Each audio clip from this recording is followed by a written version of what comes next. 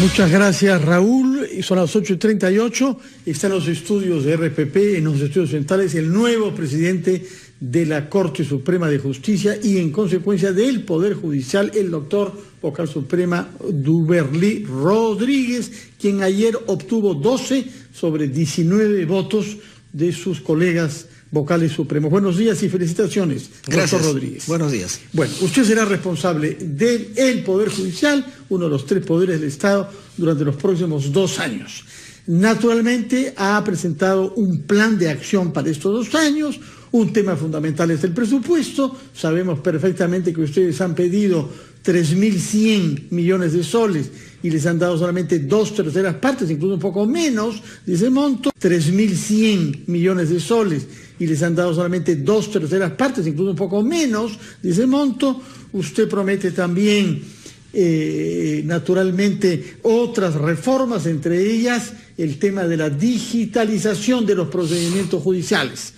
Estamos ante un tema doble. Por una parte, falta de credibilidad de los jueces en nuestro país. Usted sabe que presiden un poder que no cuenta con el apoyo ni de lejos de la mayoría de los ciudadanos. Y por otra parte, estos jueces que ya tienen mala reputación tienen una sobrecarga judicial considerable. Yo quisiera saber, ¿qué va a proponer usted para aliviar esta sobrecarga, de manera que los ciudadanos sepan que sus temas judiciales podrán ser vistos más rápidamente? Y en particular sabemos que la sobrecarga está motivada, entre otras razones, por un caso abundantísimo de demandas sobre jubilaciones, sobre pensiones, que cuestan mucho al Estado y que lo hacen perder más plata que lo que ganaría, que lo que costaría al Estado allanarse. En suma, doctor Rodríguez, primera pregunta, soluciones para aliviar la sobrecarga de los jueces. A ver, por partes. La primera, tenemos que referirnos a las cifras, porque si no aparece como una cosa gaseosa. La ciudadanía tiene que saber cuál es la carga procesal que tiene el Poder Judicial, porque si no, nos juzgan pues de manera ligera, son haraganes, ociosos, ganan bien, etc. Pero ahorita nuestra carga procesal es 2.387.555 expedientes. 2 millones para 3.042 jueces. Así es, 2 millones para 3.042 jueces. ¿Cuántos procesos se resuelven anualmente? Lo humanamente posible es 1.200.000. Este año vamos a resolver 1.400.000. Pero miren, ¿cuánto quedan? Quedan como 1 millón. Y si al otro año vuelven a ingresar la misma cantidad, entonces es una bola de nieve. Bueno, de ese millón que no van a poder resolver, ¿qué porcentaje corresponde a demandas por jubilaciones?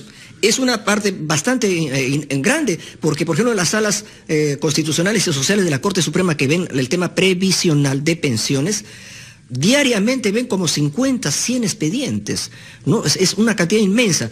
Pero aquí hay que ir al tema de fondo, en el tema de la justicia previsional. ¿Quién es el demandado? El Estado. ¿Por qué es demandado el Estado? Para que se reconozca pensiones de personas que han pasado toda su vida en la administración pública, para que le reconozcan pensiones de 200 soles, de 300 soles, que en el caso que le reconozcan, incluso no va a ser una carga muy larga para el Estado, porque seamos realistas. ¿Por qué no se allana el Estado y nos ahorramos ese 30% de procesos que tienen que ver con este tema? Efectivamente, aquí tiene que ver una decisión política. Yo recuerdo que en el gobierno del señor García, la doctora Rosario Fernández, que era ministra de Justicia, tenía una propuesta, que el Estado se desista ya de esos procesos judiciales cuando están en la Suprema, porque ya fueron resueltos. Hace 7 años. Así es. ¿Qué se propuso eso? ¿Por qué no se ha avanzado, doctor Rodríguez? Eso pues, la pelota no está en nuestra cancha. Pero usted puede promover. Pero claro que sí. Usted ahora tiene una voz. La voy a promover. Y tengo, por ejemplo, el otro día estuvimos conversando con el doctor Jorge del Castillo, que es congresista. Él me dijo, yo voy a interesarme en este tema de la justicia previsional. Entonces tiene que haber una ley, pues, que diga que el Estado, cuando ya hay dos sentencias favorables al demandante en pensiones, ya el Estado ya no tiene por qué seguir apelando, porque si no, viene a la Suprema y por esta carga que tenemos, no lo vamos a resolver de manera inmediata, a pesar que las salas que están ahí... Entonces contamos con usted para que en el corto plazo haga gestiones en torno a eso. Sí. Otro tema que usted mencionó ayer, después de haber sido elegido presidente de la Corte Suprema, la judicialización de la vida política. Hay malestar por eso, puesto que cuando los jueces quieren tomar decisiones interfiriendo en la vida política o se les atribuye eso, todo queda perturbado, tanto la política como la justicia. Incluso usted hizo una referencia a la judicialización de la vida electoral. ¿Qué cosa es lo que tiene en mente, doctor Rodríguez, para evitar esta desconfianza respecto de esos temas? Bueno, el tema es que cada institución tiene sus funciones. Por ejemplo, el Ministerio Público es el encargado de seleccionar qué casos se judicializan. No es el Poder Judicial el que escoge los casos, es el Ministerio Público. Entonces aquí lo que yo invoco es a esta institución que preside mi amigo el doctor Pablo Sánchez Velarde, es que los fiscales provinciales seleccionen casos donde haya evidencias de actitudes dolosas o delictivas, porque si por cualquier denuncia de una persona enemiga de un alcalde, de un regidor, de un ministro, se va a judicializar, se va a abrir un proceso, eso de verdad es un uso arbitrario, abusivo de una facultad que le da la Constitución. Entonces yo invoco a los señores del Ministerio Público, porque yo no tengo ninguna autoridad sobre ellos, a que sean muy rigurosos en la selección de casos, porque miren, si nos vamos nomás a cualquier distrito del país, hay un alcalde elegido. El propio teniente alcalde o primer regidor de su lista está interesado en que lo vaquen al alcalde para asumir ese cargo. Es decir, si el alcalde compró tantos kilos de avena para el programa Base de Leche, ya están suponiendo que ahí hay colusión, que hay coima, y todo lo denuncian y todo lo investigan. Entonces, no se puede estar judicializando, utilizando la justicia para eliminar a los adversarios políticos. Así es. El otro punto, digamos, conceptual que usted criticó ayer es lo que llamó populismo judicial penal. ¿Qué cosa quiso decir? A ver, vamos a la política. ¿A qué se le llama política populista? ¿Qué es el populismo? El populismo es el reparto electorero de bienes para obtener votos. Mejor dicho, hay una campaña electoral presidencial. Yo, candidato presidencial, me voy a Huaycán y comienzo a regalar arroz, azúcar, reparto kilos de no sé cuánto, y con eso me congracio con la población y puedo ser ya mis electores. Entonces el populismo es brindar atenciones que no resuelven el problema de fondo. Son cosas absolutamente pasajeras a la población. ¿Qué significa eso llevado al terreno del derecho penal? Si usted hubiera visto la campaña presidencial última, yo soy observador, yo recorría, por ejemplo, la vía expresa. A veces uso el metropolitano para no usar los automóviles, llegar rápido. ¿No? Palacio de Justicia. Así es. Habían paneles grandazos donde cuál era la oferta electoral de los candidatos. Pena de muerte para los violadores, cadena perpetua para los violadores, suma de penas, matar a los jueces, matar a los fiscales. Chapa tu choro. Chapa tu choro. Entonces, eso a la gente claro que le gusta. Pero yo digo, ¿hay estadísticamente, científicamente algún dato que diga que cuando han aumentado penas, que cuando han puesto cadena perpetua o incluso podemos volver a la pena de muerte, eso significa que disminuyen el índice de la delincuencia? Eso no es verdad. Otros temas, doctor Rodríguez, en su programa de acción como presidente de la Corte Suprema es la justicia previsional. Explíquenos, por favor, de manera más didáctica, qué cosa es este concepto. La justicia previsional es resolver las demandas de personas que trabajaron toda su vida en una institución de la administración pública y que no les reconocen sus pensiones, que ya se jubilaron y tienen pensiones minúsculas de hambre. Tendrían ellos que ir a la pensión 65, no le quedaría otra, después de haber trabajado tanto tiempo. 150 soles al mes.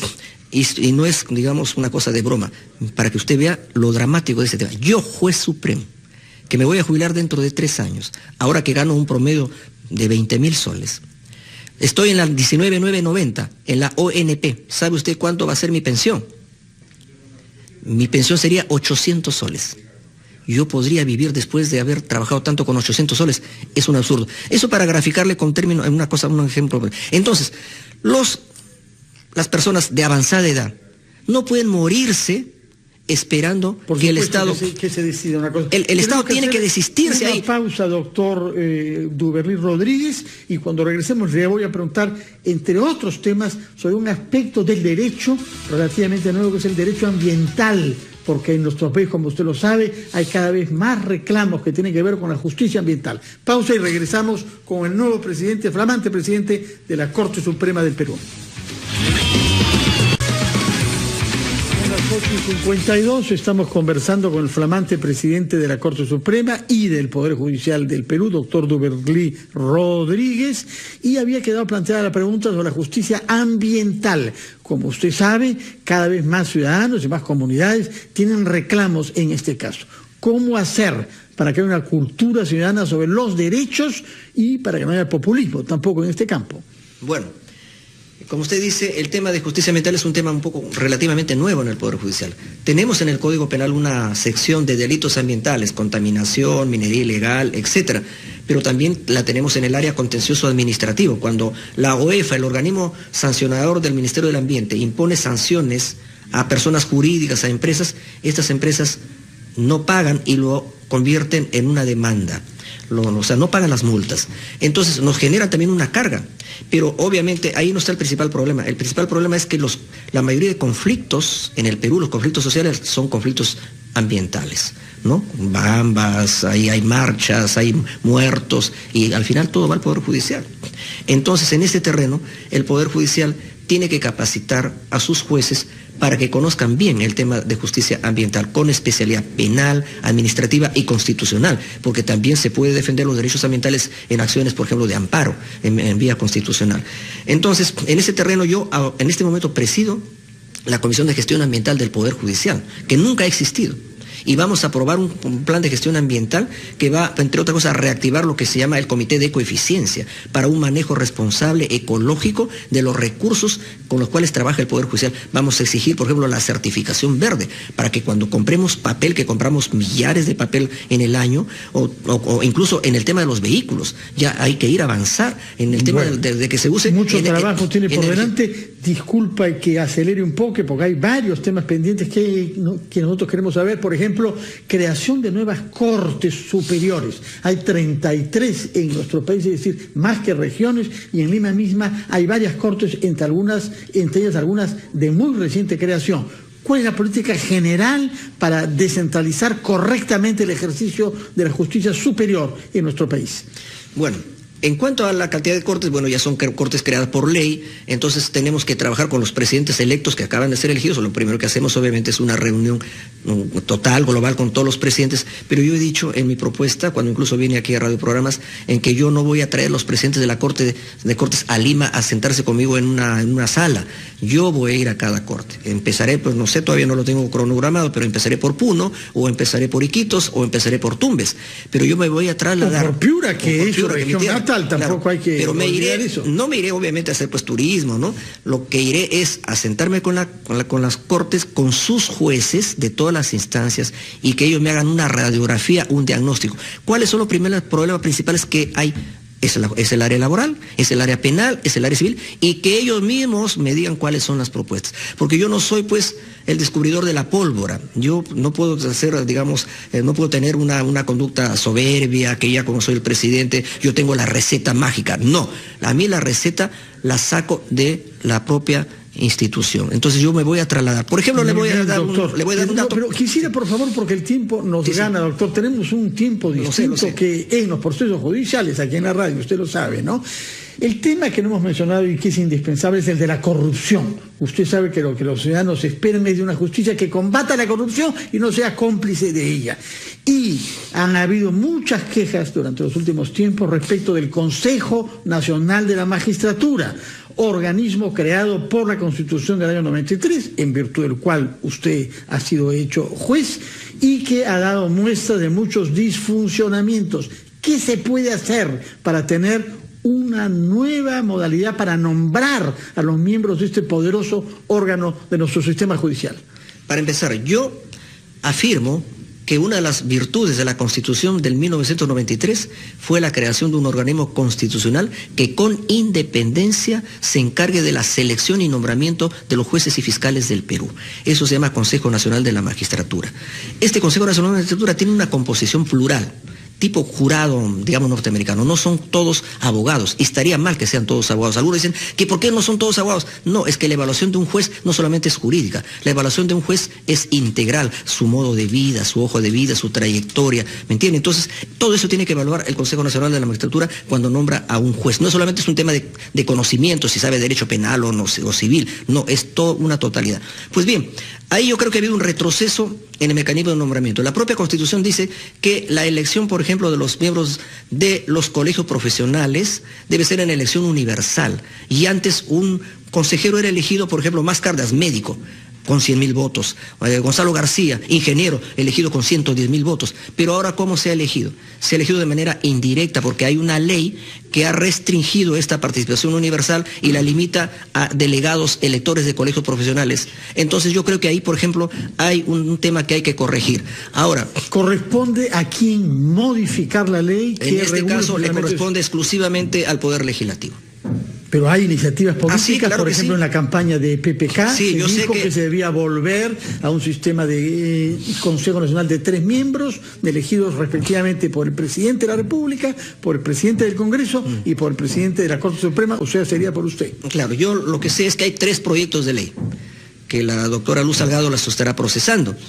Todavía no nos han pedido una opinión a nosotros, pero ya de antemano le voy diciendo, discrepo muy respetuosamente con la opinión del señor presidente de que haya, digamos, una suerte de reparto en el nombramiento de jueces, que el Poder Ejecutivo uno, que el Poder Legislativo otro, el Poder Judicial otro. Es una experiencia que no ha sido positiva. Hemos sufrido mucho cuando ha habido una politización en los nombramientos a través de lo que se llamaban las ternas, porque al final el presidente de la República designaba. Yo creo que avanzamos mucho con la nueva composición del CNM, pero hubo un retroceso y eso hay que corregirlo. Y bueno, en todo caso, los nuevos proyectos de ley que están en marcha creo que mejorarán esta situación. Una última pregunta en 30 segundos. ¿Qué espera usted del informe de la Comisión Presidencial de Integridad que debe ser ya publicado en estos días? Que lidere, que abandere el tema de la creación de una nueva cultura de honradez y de probidad en el país. Tomamos su palabra, señor juez supremo, y lo convocaremos acá para que nos dé su opinión cuando tengamos el informe. Muchas gracias, Raúl. Son las 8:38. Está en los estudios de RPP, en los estudios centrales, el nuevo presidente de la Corte Suprema de Justicia y, en consecuencia, del Poder Judicial, el doctor vocal suprema Duberly Rodríguez, quien ayer obtuvo 12 sobre 19 votos de sus colegas vocales supremos. Buenos días y felicitaciones. Dice monto, 3.100 millones de soles, y les han dado solamente 2/3 partes, incluso un poco menos, dice monto. Usted promete también, naturalmente, otras reformas, entre ellas el tema de la digitalización de los procedimientos judiciales. Estamos ante un tema doble. Por una parte, falta de credibilidad de los jueces en nuestro país. Usted sabe que presiden un poder que no cuenta con el apoyo ni de lejos de la mayoría de los ciudadanos. Y por otra parte, estos jueces que ya tienen mala reputación tienen una sobrecarga judicial considerable. Yo quisiera saber, ¿qué va a proponer usted para aliviar esta sobrecarga de manera que los ciudadanos... Gracias. Doctor Rodríguez. Buenos días. Bueno, usted será responsable del Poder Judicial, uno de los 3 poderes del Estado, durante los próximos 2 años. Naturalmente ha presentado un plan de acción para estos 2 años.